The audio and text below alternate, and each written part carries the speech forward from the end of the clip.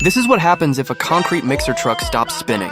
The drum of a concrete mixer truck is constantly rotating because it contains the concrete mixture, keeping it fluid and usable upon arrival at the project site. If the drum stops rotating, the biggest risk is that the concrete will harden inside the drum. Once the concrete hardens inside the drum, the problem becomes serious. Workers are forced to use a sledgehammer or jackhammer to clean it. However, sometimes it's better to replace the drum with a new one, as it's cheaper than manually cleaning it.